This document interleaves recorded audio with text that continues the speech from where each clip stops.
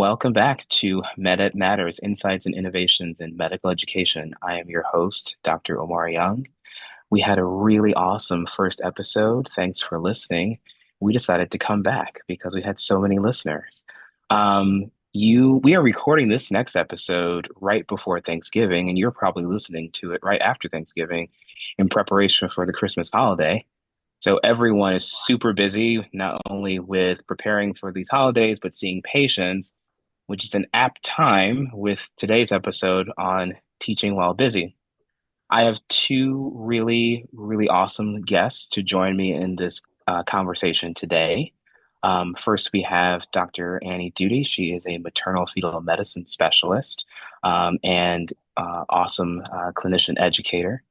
And we have Dr. Adam Elwood, who is a complex family planning specialist, as well as a awesome addition to our department and an amazing medical educator. Welcome, Dr. Duty and Dr. Elwood. Thank you, Dr. Young, for having me. Thank you so much for having both of us. So here at MedEd Matters, we like to discuss the really important and key topics in medical education and to help our listeners in order to be the best versions of themselves. So I'm curious, Dr. Elwood, what was your motivation in involving yourself in medical education, and how do you get students involved in the clinical space? My main motivation was see it was empathy, basically seeing myself in our students' shoes, right? So everyone at one point was in medical school or was in college shadowing, anything like that. And so you know exactly what it feels like to be part of the team or not necessarily part of the team and wanting to be involved and wanting to learn. So I can really imagine myself where they were because I wasn't there too long ago. I know that they work hard and they want to show what they've learned as well. And so I think that involving students in patient care is one of the ways that we can get them involved and ways to help them feel like they're part of the team and really getting the best out of their day, more or less. Um, I think that there are different types of learners, of course, and the more ways that you can get someone involved, the more that they can learn, the more they can take away, whether it's practicing different procedures, whether it's watching, whether it's having someone teach or talk through something. All these ways are all these are different ways to get them involved, and that's what inspires me to kind of change things up for different people. What about you, Dr. Duty? Like, what is your motivation to getting students involved in your clinical spaces?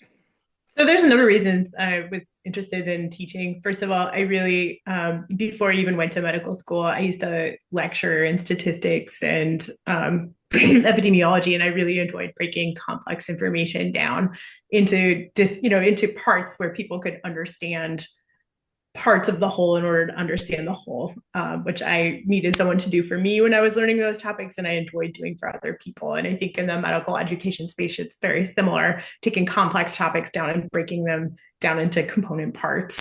I really had a wide variety of medical education experiences myself from really excellent teachers whom I really treasure the opportunity to work with to not that. Let's just put it that way. And so I really appreciate the chance to take the best of what I experienced as a student and a resident and a fellow, and being able to work hard to try to capitulate those experiences for others. And thirdly, I love working with our trainees, from medical students to residents to fellows. They all have so much energy. They have a lot of enthusiasm. They have new ideas.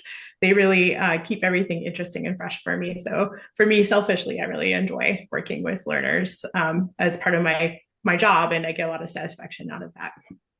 Yeah, and I would agree with both of you. I think, involving learners in your clinical spaces actually keeps you on your toes. Like you have to stay up to date on the evidence, and they will definitely call you out if something doesn't seem right, or if Dr. X did it this way and you're doing it this way, why you need to justify why you're doing it that way. And, it gets you to really think like, is this really how I should be doing this procedure, or is this really how I should be managing this patient? Um, and so I think for me, I think that is one of the reasons that I continue to have learners in my spaces because, you know, do I have time to sit down and read 80,000 articles every day? Probably not. But can I realize, is my practice up to date when my learners are involved in my space? Absolutely. So it's a reevaluation of, am I providing the best evidence-based care as possible? So awesome. Dr. Duty, can you tell us in your day to day, what is a typical clinical day for you, and what stressors either detract from or push you towards involving learners in your spaces?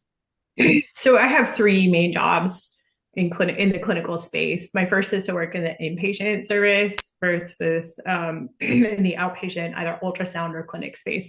I think in the inpatient space, it's actually pretty easy to get learners involved because when we work on labor and delivery or we work on the antepartum service, it's pretty straightforward to have students or residents or fellows go evaluate patients, come back, come up with a plan, tell me their plan, go through what components of their plan I support, and maybe when we can go in other directions. Obviously, when we're doing procedures like surgeries or deliveries, it's also pretty straightforward to get learners involved.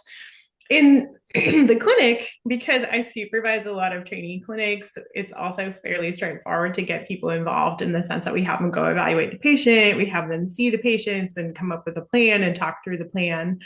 I think in ultrasound, it's challenging because we have a very high volume and the work isn't as inherently the learners aren't intrinsically involved in the same way, in the sense that they're not going to read the ultrasound and then tell me what they think. And so it's a little bit harder for me to keep up a commentary of what I'm doing while I'm doing it in order for them to learn. And so because that's such a challenge, sometimes I warn them ahead of time and say, hey, I might get really busy. If I'm going to counsel someone, you certainly can hear me talk to them. But in the meantime, let's start out by me telling you in general what I'm doing. I may not be able to kind of give you like a word for word description of exactly what I'm doing while I'm doing it, but please, I'll start out by telling you in general what we do here and then write down questions you have. And we'll try to come back at the end and spend 10 or 15 minutes wrapping everything up. So it sounds like you are setting expectations for the learner before you just set them off into the wild, shall we say, right? Yes, yes. So I think it depends what level you're teaching at too. Obviously, you're going to give fellows more free reign than you give residents, than you give students. And so I think it's very helpful to start out the day by asking them what they're hoping to get out of the day, asking them what their experience have been in the past, ask what they're interested in learning about today, and then giving some baseline expectations for this is what I want you to do. This is what I'm hoping to hear from you at the end. I always tell them I'm not trying to grade you second by second. I'm not trying to, evaluate every minute. I mostly just want to see where you are and I want to see what you're interested in. I have had to work on this too. I've consistently gotten feedback from my learners that I'm not great at setting expectations for people. And so, that feedback's actually been really helpful to channel my energy towards what I need to do better. Dr. Elwood, what would you say is, in your experience as a complex family planning specialist, what is a typical clinical day for you, and what stressors in your practice detract from or push you towards involving learners in your spaces? So we have either days in the office in the clinic or days in the operating room. I think days in the operating room are thankfully pretty for me in my experience pretty straightforward as far as teaching goes and limiting the boundaries of teaching, because like Dr. Duty had just mentioned, it's easier to make commentaries, and I think narrating the way that you go through procedures or surgeries can help elucidate for learners what you're thinking, where you're going, what you're doing, identifying structures, and saying next steps of the procedure. That way it's teaching while also going through your own steps, especially as a learner myself, right? It's ways to solidify your own understanding and also help other people. And that opens up areas for questions as well. It's different when you're in the clinic doing ultrasounds versus if a patient's asleep and you're operating, then you're able to kind of talk freely about those procedures. In the office, it's totally different, right? So a lot of our learners, specifically, I guess, medical students, are kind of learning to be more comfortable around patients as opposed to residents who are, as my mentor put it, learning finesse, right? They've already learned to be comfortable. They're already learning on their own the medical aspects of it, but it's how to fine tune their keys. And so setting expectations and and working on the points that the learners want to work on are kind of the most important things. You can also prioritize what learners are doing while you're also working alongside. If someone's doing history and physical, you review their labs and images, and then they come back and you kind of join forces. So it sounds like you have people in your clinical spaces have designated tasks or designated goals to then execute for the betterment of not just the learning environment, but also the care of the patient. Is that accurate? Absolutely. And talking to any level of learner is important to know what they want to get out of our rotations. Right. Yeah. And oh, go ahead. I was gonna say, I think one of the most important things when I'm thinking about how to incorporate learners into the space is what can they actually handle? I don't want them to be bored, but I also don't want them to be overwhelmed. And so I always give them the out, especially in clinic with some of our more complex patients on the inpatient service with some of our complex patients. I'm like, look, if you're not comfortable talking about this, if you don't know what to say, I don't want you to say the wrong thing. You can still learn by just having me, just listen to me and listen to me and listen to what I have to say to the patient and how I break it down for them. And therefore, the patient is learning about their condition, but you are as well. And so I think some people are ready to come, go through some of this more complex counseling, and some people aren't. And so trying to gauge where they are and how comfortable they are tells me at what level they're ready to learn. I also No, think it's you important to be open to people making mistakes. Saying like, look, I don't care if you get the answer right. I don't care if you get the plan right. But I think every time you start trying to make decisions, you learn a little bit more how to make decisions on your own, even if they're objectively right or wrong. And also, I think it's important to be honest about when this is just how I like to do things, as opposed to hmm the one true way. And I think in medical education, sometimes people are hesitant to say the wrong answer. So I try to create a space where it's okay for them to put something out there, because this is the time where they have the supervision to get that feedback. And so I want to encourage them to do that. Yeah, you two bring up some really good points. I think two key points for our listeners, from my perspective, that people can actually start doing today is really setting those expectations. It takes maybe 30 to 60 seconds to sit down with a learner and say, hey, what are your goals for today's clinical encounter? I guarantee a learner will be super shocked when you ask them that question, because I guarantee no one's ever asked them that before unless they've had a really, really good clinical educator with them. Um, the second thing that I would say is, and Dr. Dewey, you said this, people are always trying to do things that they might not be ready for. And so we don't really use role modeling much in clinical medical education. And I think role modeling has a huge impact on our learners because it creates this framework upon which you can build and say, hey, I would never practice this way, or say, hey, this was really good. And I think I'm going to counsel this patient on this problem in this way because so and so did it in a beautiful way. And so I think that's really important for our clinician educators out there to really put that in your toolbox the next time you are with a learner, just because the learner isn't actively doing something, they can be actively listening and engaging you in that way. So, Dr. Duty, like in that vein, how do you prioritize your learners in clinical spaces, particularly in the operating room, but as well as in the office? Like, we have like med students, we have residents, we have fellows with us.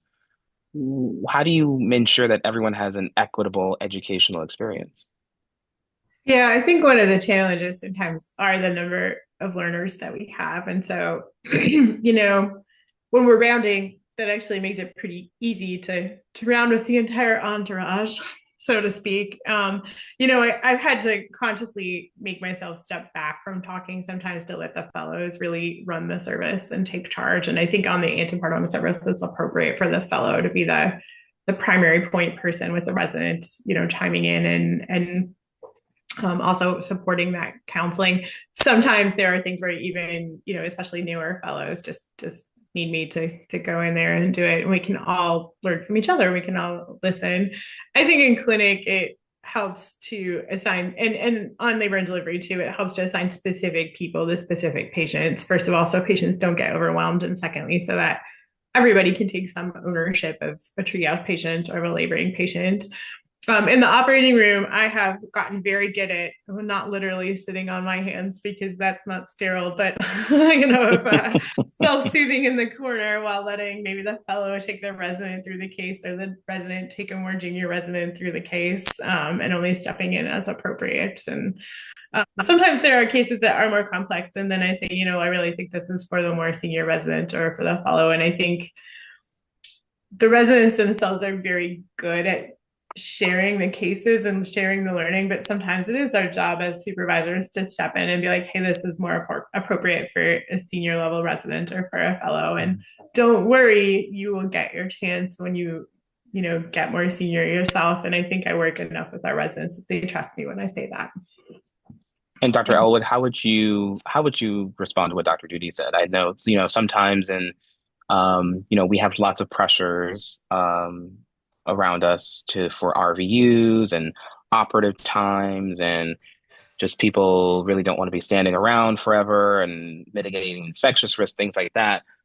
So what do you say to the learner that says, hey, Dr. So and so doesn't let me do anything in the OR because they say they're so busy? What would you say to that learner? And what would you say to that uh, surgeon? To the learner, I think I would say that we need to balance. It's a balance between having learners learn procedures and to continue to grow their skills, but also to move forward. And unfortunately, patient care always comes, not unfortunately, but always comes first, no matter what. And even if that might come at the sacrifice of learner involvement. So that's a fine balance. That's hard to find. But I think that if someone expressed to me that they would really like experience doing this one particular thing, whether it's a task or procedure, then I'm going to keep that in the back of my mind for when that pops up or when it's available. Because in the background, it may sound like a negative comment, but it's really saying, I'm actually very interested in this. And it's them telling me what they want and their goals for whichever rotation they're on. As far as talking to the surgeon, I don't see why not talk about it and ask if this other provider is able to include learners, or I don't think I would take any kind of corrective action, but basically learn from them, see what they do in the office, and see if there's anything that they need help with. Dr. Judy? So I think that one thing that I always try to remember is, if I think to myself, it would be faster to get this case done myself, or it would be easier just to do this on my own, is first of all, I don't have to work at a medical school. I don't have to work at a place like UNC. It is a privilege to be able to work at a place where I'm able to influence the next generation and teach the next generation. And part of the deal is that I get all of their wonderful enthusiasm, energy, knowledge, insight, and assistance in caring for my patients. And my end of the deal is that sometimes things take a little bit longer, or they take a little bit more energy, or I have to have some uncomfortable moments where I step in and say, okay, we didn't, we need to go in a different direction, or, we have to, in the operating room, okay, I have to step in and take over this part of the case for you, but then I need to back away to let you troubleshoot yourselves too. And so I think it's important to remind myself of that when I'm getting impatient, is this is why I'm here. And this is why I chose to work here. And there are lots of wonderful things about working in this teaching environment. And how can I work with the team to get the best experience for everyone, including the patients? Yeah, yeah. It sounds like we should have an episode specifically on teaching in the operating room. Yeah. What do you think, listeners? Great idea. That is coming soon, so stay tuned for that. Um, you know, if we focus on like our outpatient spaces in particular, or if in our pre-op areas or things like that, I think one helpful tool that can help you to be a better clinician educator is something called the 5 microskills of teaching. Um, it is a tried and true method that's been around for over 30 years, and it really takes 1 minute. It's also called the 1 minute preceptorship, if some people have heard of it before. But basically, the five microskills involve 5 steps in a clinical interaction. I don't know, Dr. Duty, Dr. Elwood, have you heard of the five microskills before? I have. Have you Only re used it in practice? I don't know that I go through all 5 skills. I think the one that I especially like is getting a commitment from someone and getting them to say what it is that they want to do. And that, like I said, I think part of it is important to set the background and the tone that like I'm not adjusting your grade every single time you say something correct or incorrect. Like this really is just to learn and I want you to stay engaged. And so therefore I want you to put it out there and setting that expectation up front and then getting people to say, what is it that you think we should do? Or what is it that you think is going on? And I think that Yes. is helpful. Yes, we are type A people, and we are so used to having grades and being evaluated and going to the next step of things. But I think in the environment in which we are trying to be the best versions of ourselves and take care of patients, it really behooves us to understand that we're just trying to get you to be the best version of yourself and not necessarily to get that A or to get that honors or whatever your rubric is. So Dr. Duty brought up obtaining a commitment. So that's actually step one of the five micro skills. So let's say we're talking to someone about preeclampsia and getting to understand exactly, does a patient have preeclampsia or not? Get a commitment. Yes, no. Very cut and dry. The second step would be probing for evidence. So, Dr. Ella, when you are with folks, how do you probe for evidence to support what they are proposing as a potential diagnosis? I like to ask about differentials because it's firstly a good exercise to see if they were thinking about other diagnoses or what led them to lead to their first commitment. So if you ask about other differentials and what made them weigh one versus another, they will present for you all of the evidence that they have and what kind of shifted their thinking. So I think it's a quick little task to have them get the commitment and then show you what line of thinking supported it. Exactly. And then you can then understand exactly how they came to whatever realization they came to, Absolutely. which then leads to the third step of the five micro skills, which is teach a general rule, just very pure and simple. So if we use the example of preeclampsia, um, what are the high blood pressure diagnostic criteria for preeclampsia? What are the signs of severe features? Basic things. And then once you have put that teaching rule out there, reinforce with the learner what they did right. We have a tendency in medicine to always want to blame or say something is wrong or be very negative. We as adult learners, we don't really like that. It really shuts us down, particularly with newer generations of learners. They need to know exactly what they did right, and so that they can understand that, this is something that I should continue in the future. But then, if there are mistakes that need to be corrected, you should automatically correct them then and there. Otherwise, they're going to propagate them into future clinical spaces. And so, while laying out the five micro skills may take a little bit of time right now, in actual execution of it, it takes literally a minute. And so I would encourage all of our listeners to, the next time you're with a learner in Copal Clinic, or you are with them talking about Pap smear guidelines, or you're with them and talking about diabetes management and pregnancy, use the five micro skills to really dissect, does your learner know what you're trying to teach them? And then give them a clinical pearl that they can use for the next patient. Sound reasonable? Mhm. Absolutely. Great, great. So, at the end of our episodes of this podcast, we always want to talk about a med-ed moment. And a med-ed moment is basically a little clinical pearl that you, as our guest, are going to take away from this episode for your learners. So, what would you guys say that you're going to take away from this episode to go and be the best teachers that you are?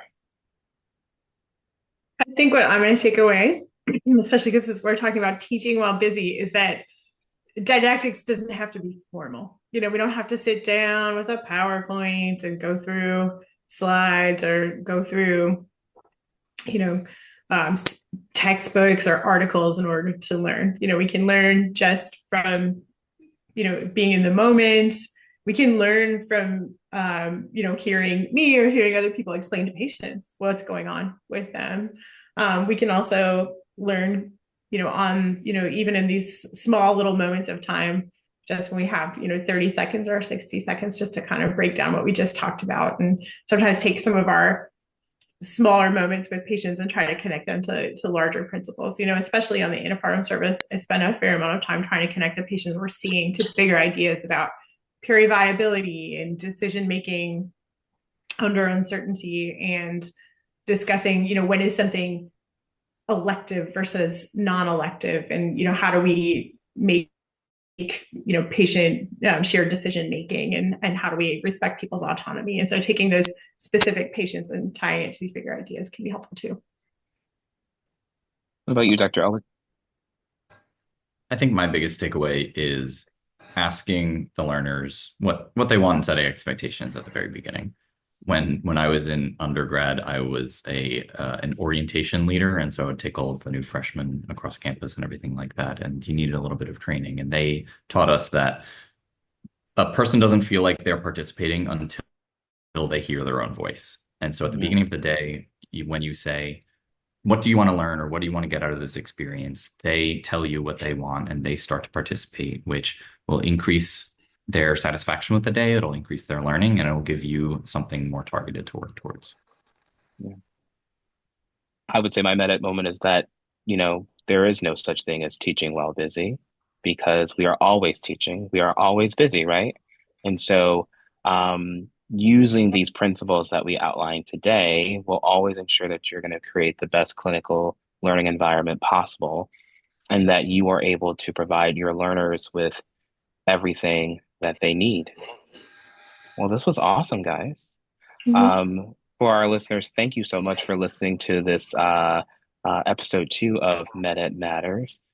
We are going to be back real soon, and we hope that you had a really good Thanksgiving and you have an awesome Christmas. And go out there and do some good teaching. See you next time.